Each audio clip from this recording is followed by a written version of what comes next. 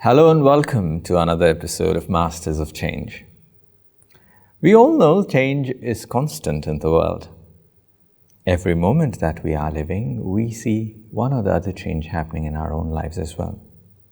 As much as we might not be observant of what is happening around us, but change is something that is constant, and it is something that is in perpetual motion. As much as change is happening, can we have a control on how things change? If at all we cannot control about how things change on the outside, we can, and certainly there are people who have control on what changes on the inside. There are people who have taken charge of their lives and seen how their life can be transformed for better. We bring you in these series a set of people who have mastered this art of change. And today we have Brother Francis with us, joining us from Seychelles. Let us listen to his story of transformation. Francis, welcome to the show. Thank you, Baiji. Francis, first, for our audience and our viewers who are watching you for the first time, they would like to know a little bit about you. Where are you from? Where were you born? What kind of family, what kind of education background you've had? Okay, thank you, brother. Well, my name is Francis, and I'm from Kenya. It's where I was born, in Nairobi. And this was 1973, if you like. Well, I was born in a big family, very morally, I should say, morally upright family, a very, very strong Christian, especially my mother. So we grew up against such a background, so very well brought up. I went to school, of course, until the university level, where I did social sciences. Mm-hmm. And then after that, I worked in an insurance company. Until at some point I said, okay, that is enough. I need to do something much more bigger than that to serve the world. And this is after I came into contact with the Brahma Kumaris. A couple of years after I came into contact with the Brahma Kumaris. You said you studied social work. How did that happen? Because many people would like to either choose a career that pays well. But social work is something that many people would often look up to and say, this is not a career option that many people would want to choose. Was there an inclination towards social work and a call for doing something different from what other people were doing? Well, since a long time, I was always interested in people, and how people are, what they do, what inspires them, how they are organized, and basically what informs their thinking. So for a long time, I've been trying to understand people, because since young, I was very, very observant, and I found people to be very, very interesting, and let me say at first, I didn't like what I saw, because I saw people are a bit different, they're not open, they're not honest. And these are values that I myself had. And I thought they were very easy for me. And of course, because I was brought up in such a family. But when I was looking at society, and especially the organized form of society, for example, the political systems, the social systems, even education, financial systems, it was not very encouraging. And this I'm telling you from a young age. I was very observant, and I saw where I was, because I'm from Africa. The organizations there, not very nice, people maybe, they're not experiencing life the way maybe they expect. Personally, I was having a very good life. A moderate life, not the best life, but in relation to what was happening, away from me, I could see people are not okay. And so I was seeing how the governments or the institution respond to that was not up to the mark. And so for me, it was very easy to see that. So I was wondering, why can't other people see that? Or and how old were you when you were?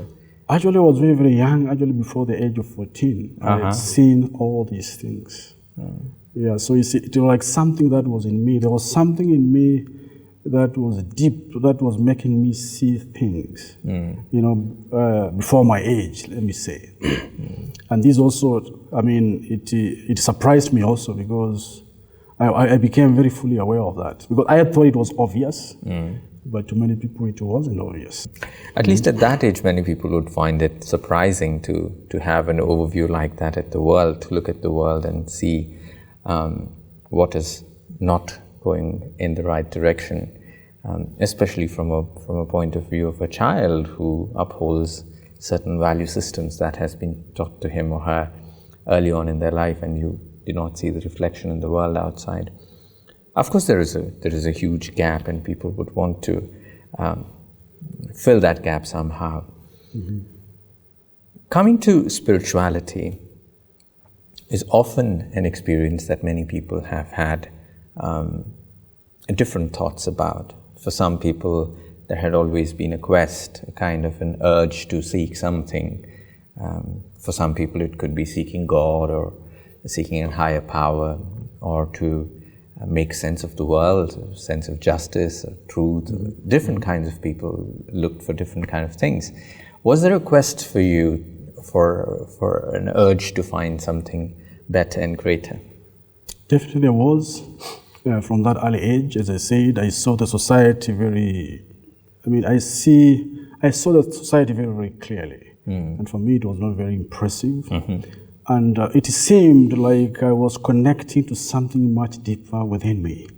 It's like I knew a way society could be organized better. Or maybe I'd experienced that, later I came to realize. But there was that part in me that was, no, this is not what I expected. Remember, I was very, very young. But it was like, okay, this is not what I was expecting. Even sometimes I could look at my family, my mother, I was like, okay, you can speak better than that. There's a way you can put things in a different way. It seemed like in me, I had experienced something superior. And so I had seen that. And so the quest now was built out of that, a very deep connection with whatever I didn't know. And so I decided to try to understand this, what went wrong, and why are we not living that kind of life? And so, of course, definitely I went to the depths of spirituality. I was brought up as a Catholic, so I went very, very deep. I remember I used to listen to the religious, stories when I go to church. And I was very, very dedicated to that. Even when going home, I would hear people talking about other things, including my mother herself. And me, I was wondering, why are these guys not serious? Me, I'm deeply thinking about what was preached. But these guys are already on something else. So I started to realize there's something else. There's how society is, or how society has become. And I did not seem to be connecting to that. So that's why I started to have that inquiry, to understand more. Then, of course, I went to the depth of the Bible, into God. And this is also something also very, very deep. I felt very much deep connection with God. But the way it was being presented to me, I didn't like it. And so, being brought as a Christian, by 14, I remember I quit religion as well, because I was like, no. If this is how God is, and vis-a-vis, of course, we are taught God is nice, God is like this, God is all those nice things. But when I looked at society, I wasn't seeing that. I wasn't seeing that in the people who are very religious.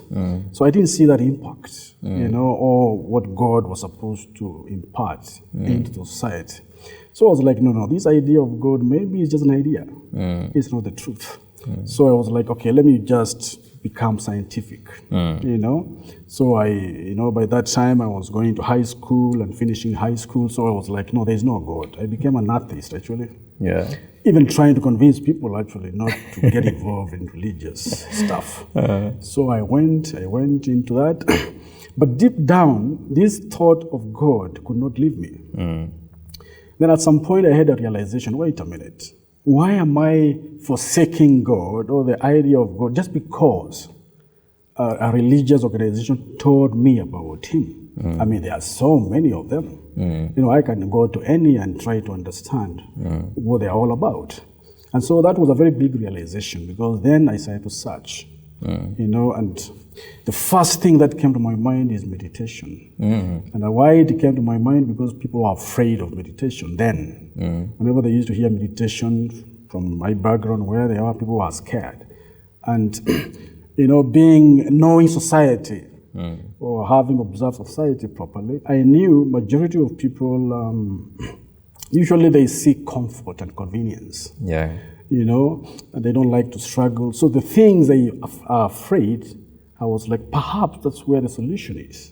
Those hard things, or complex things, or scary things, then maybe those are the things. And so that inspired me actually to go and search. And I went, actually, I remember going to the Chinese embassy, you know, they have usually library, you know, checking the Buddhist, you know, Zen Buddhism and stuff.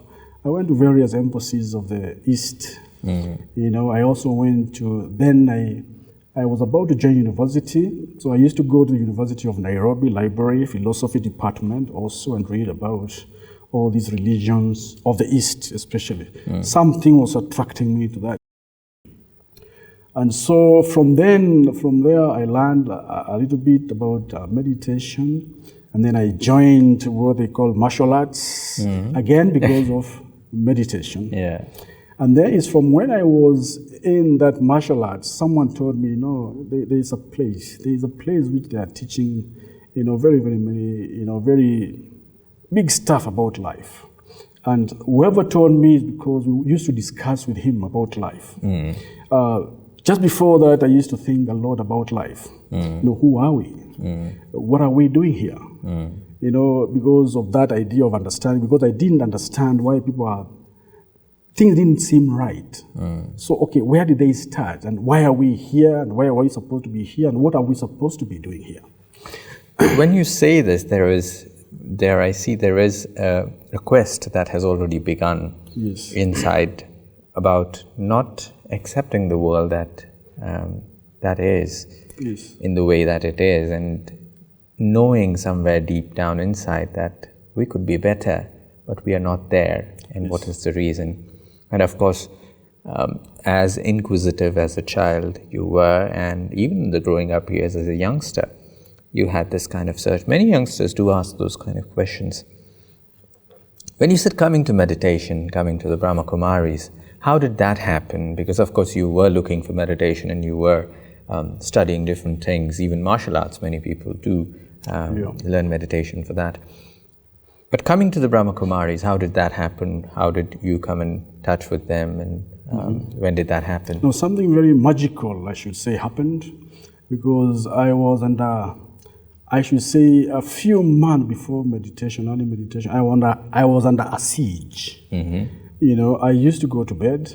Now, this question I've told you about, who are we, where did we come from, all that, they used to happen a long time ago. And then I got frustrated midway because I could not get the answers. Like you can see, I was trying this, I was trying that, I could not get answers. So I was like, let me just leave, like other people, you know, let me forget about this and just leave. But then just before I came now to Raja Yoga, I had this siege.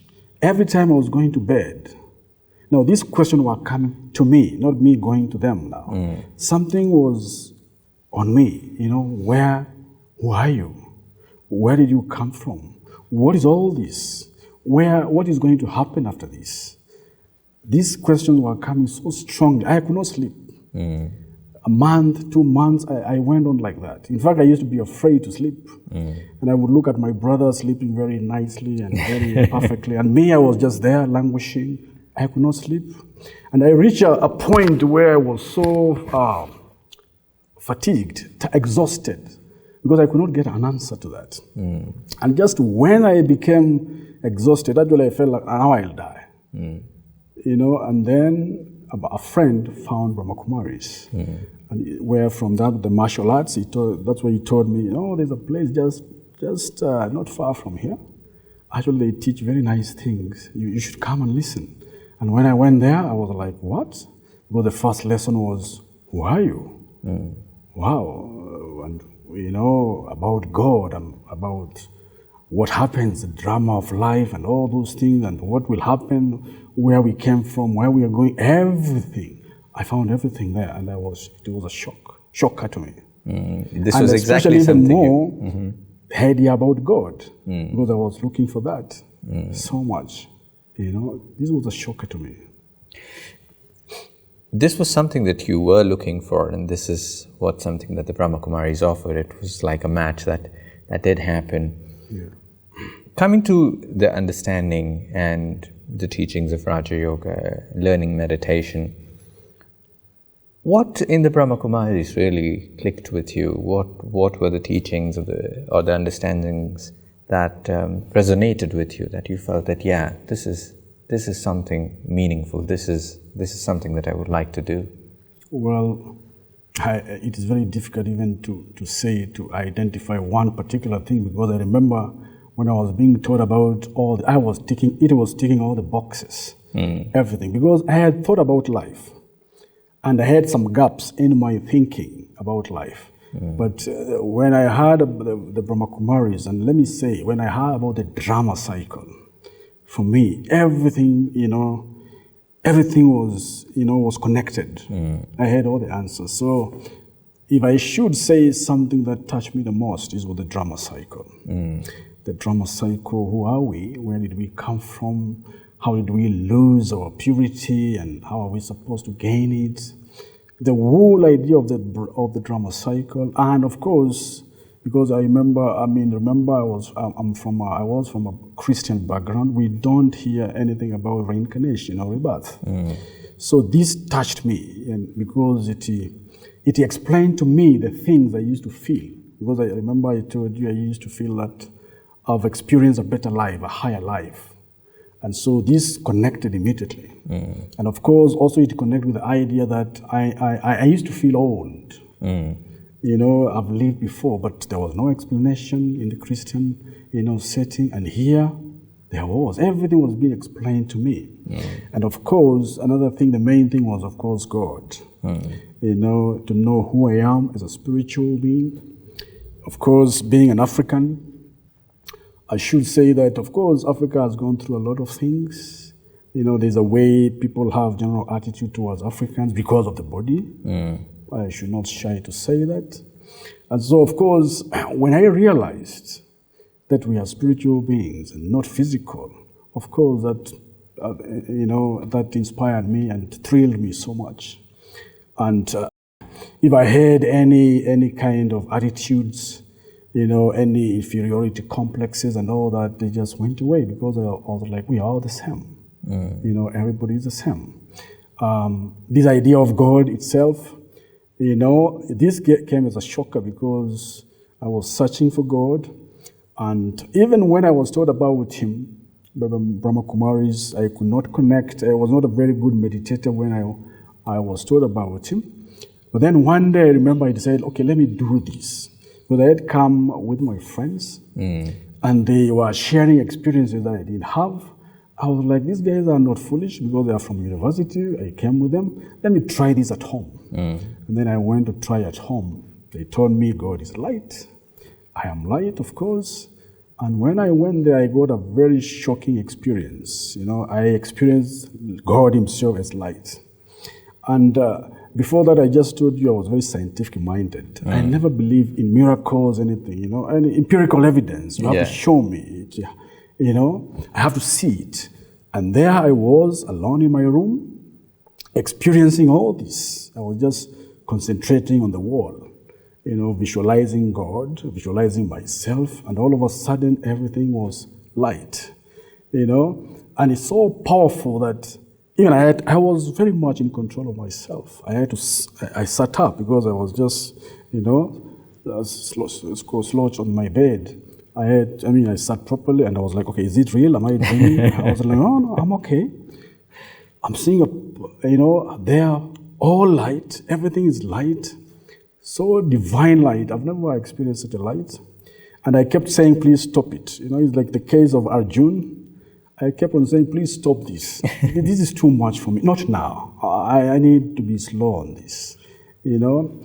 And that divinity shook me. And the idea that, you know, I was not at the center, I was at home alone, and I didn't do anything. Just things happened. It shook me. And from that day is when everything turned around. You know, I was like, okay, there's much more in life than this. And now I decided to now focus on meditation in a much more serious way. And yes, I went deep into meditation. And of course, I had so many other experiences. So beautiful when we come to something that has come to us as a gift, as an evidence that only I can experience it. It is not to be seen, not to be shared, not to be heard, but experienced. And that experience is the greatest proof of everything. Yes. And your story about how your search led to coming to the Brahma Kumaris, but also having that deeper experience of connecting with the divine and to put a full stop to that search and finding answers is what really resonated. Naturally, when one embarks upon a spiritual journey on learning meditation and following a meditative lifestyle, a great deal of changes happen in people's life. What kind of changes did you see in your life happening, and how did those changes come about? I'll tell you, in my life, once I got the knowledge, everything changed. Everything.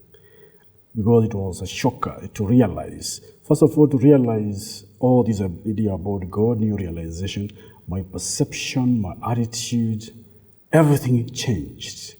And everything changed my behavior because, let me say, before that, even I used to be a very angry person. And you can see where the frustration was coming from. But I was shocked to realize we have another side in us, and not just to know, but to experience it. That we have such a part in us so pure. You know, I remember even before that in Catholic, we used to hear to create a thought, a negative thought, is bad, is a sin. And I used to wonder actually how you can beat that. But when I decided to meditate, I was shocked. You can actually stay in a pure state and not create a negative thought. Actually struggle to create a negative thought. So these things were hitting me like a thunderbolt because initially I used to do a lot of meditation. I used to wake up I had the founder of the institution, I used to wake up 2 o'clock and I tried to emulate that. And I got into such a deep level where, you know, I could not have, I had moments, let me say, not consistently, but I could say for moments where I could not even create a negative thought, even if I want to. I could say in a moment where I could not get angry. I used to have an anger issue before. I could not get angry. In fact, one day I was shocked. I actually wanted to, but I could not. But you could not. So this shocked me. You know, we have this side in us that has been sitting quietly for all these years, and I didn't know about it. And all of a sudden, all this knowledge came and just exposed it. So it is that when I decided, no, I need to do this in a very, very serious way. And of course, being in university, I used to do all kinds of things. I used to do clubbing, you know, my frustration and all that, and everything stopped, and I changed everything. And my mother, who was actually very opposed to this idea, of course, in an African setting, you know, we are very well knit as a family, and when I came here, of course, I was practicing things she could not understand, going to different religion according to her. So when she started to see all these changes, I stopped everything, all the mischief, you know, young men have. I was very young at the time, like at the prime age, I was 24, there in university, so you can imagine what was happening. So everything was 360. I just stopped everything. And the impact was, I was not alone, all my friends. We just stopped everything. We stopped clubbing, we stopped drinking, we stopped all this, we stopped, and we just became very, you know, nice boys, if you like. And my mother, after some time, she was shocked. And initially being against all these things, now she started referring. You know, she started advising other mothers. You know, I know I know a place my son goes. Can you take your sons there? Maybe they will change. Yeah. So the transformation was huge. And also it came with at some point I had to decide, okay, what is a bigger purpose for me? And this is when I was working. I started to realize, okay, I'm working just for me. And so what can I do? What more can I do? To serve the universe. And this is something also I used to feel also life is very repetitive, very normal, very routine. I had written down all those things. I don't want to do the same thing my mother did, my father did, his fathers, the fathers, they did the same. You are born, you go to school, you marry, and you start working, and that's it. For me, it was like, life is much more than that. Yeah. And when I was working the 18th floor, it was very funny. I didn't understand. I was born to do this, just to go. I come, take a lift, go 18th floor. Every day I do that, 1 year, 2 years. I was like, no. I was not born to do this. Life is much bigger than this. What is the value I'm giving to the world? This year I'm earning money. I was single, so all the money was for me. But it was like, no, I didn't feel the satisfaction that comes with it. So I wanted much more. I wanted to give back to society. And so when I came to Raj Yoga, this was everything. It gave me that. It gave me that meaningfulness in life. And it is when everything fitted well, I decided, no, I think I needed to quit working. And that's when I kind of surrendered, what they say, surrendered. And I decided to do this full time. And your choices, of course, from the beginning, you were someone as a child who was looking at society, being observant, also looking at the problems it had. Today we see the world has become more discriminatory, where race is something that many people still living in the 21st century, it still remains a problem, the racial discrimination. There are other problems in the society that are still raging and they are increasing. And of course, your search brought to your point where you said that no, there is a higher purpose, and you found those answers and you wanted to do something that added more meaning to your life and made it much more than what other people usually see as a repetition of things in everyday routine. Serving at the Brahma Kumaris centers now, being a Raja Yoga teacher, naturally it's a new experience. As a last question, I would like you to answer this about how you helping other people discover Raja Yoga, help other people reap in the same benefits as you have taken benefits from. How does that happen to you? What do you see yourself doing there? I've come to realize it through Raja Yoga. I come to realize it. See, why society is suffering? It is just a question of a personal organization. Organizing your thoughts, organizing your attitude, organizing your perceptions, organizing your thoughts. Just organizing your life. I came to realize that. And I came to realize that people they do not have the right awareness of life. We've been brought through cultures which they have evolved through, experiences and other interests. So I came to realize we don't have the pure understanding of life, leave alone the experiences, that comes with it. And so when I came to Raja Yoga, I was exposed to that. And I resonated with that pureness of knowledge, that understanding, especially, for example, that we are pure beings. Forget about whatever happens. First and foremost, we are very, very pure. And of course, you could see that because we are all chasing or inclined towards positivity. If we were taught to choose, what is positive and negative, for example, a clean road and a dirty road, we all choose what is clean. Clean, yes, of course. A good person and a bad person, we want to befriend the good one. So we have our propensities towards goodness. Even the most vicious person, we all choose it. So to articulate that, and this is what thrills me, to articulate this for them, for people, like when I have students, to try to show them that naturally and originally and eternally they are pure beings. That connection is very beautiful for me. And so to show them not only pure, but also they are sources of love themselves. We don't have to try and get this love and try to make them experience their own love. They want to experience love from people, from places, from things. And this is what is agonizing their lives. So to try and make them experience these things are all within you. And so to connect to them, that is what makes me tick. This is what thrills me. And to see that happening, it's very beautiful. It's a very beautiful process.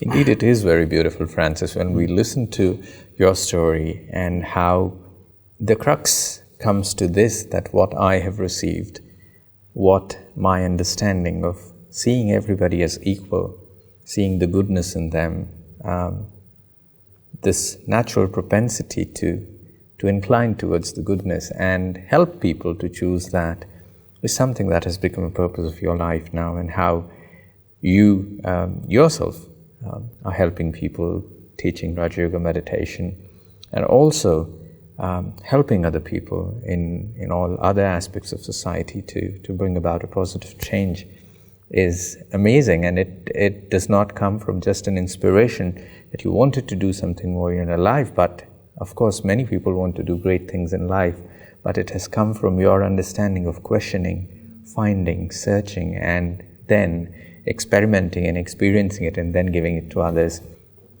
There are more questions to ask, I'm pretty sure, but the clock says that we have to stop here today. Yes. But it has been amazing listening to your stories, and I believe as much as it might be stories for you, but they are huge sources of inspiration for people who are watching this. Thank you so much for agreeing and coming and sharing your stories with us. But in the future, we're sure there will be more stories, and whenever the opportunity permits, we would request you to come again and share further more stories on that. Thank you so much for coming in today. Thank you so much, Brother Shriji. I'm looking forward, and thank you for being a good host. Thank you. Friends, that was this episode of Masters of Change. When we listen to Francis' story, what do you see in yourself? We all have had that kind of quest, a quest for searching for something bigger, something more meaningful, something greater. But what if spirituality gives you that answer? It tells you that we all are special and we all are connected with each other. We all are as unique as we are, but yet we are all the same. The boundaries of race, of who we are by education, or what kind of social status we enjoy, is all physical, but at an inner level, as souls, as beings of pure light, of love, we are all the same, and we are all looking for the same thing. That is all on this episode of Masters of Change. We'll see you again. Until then, take care.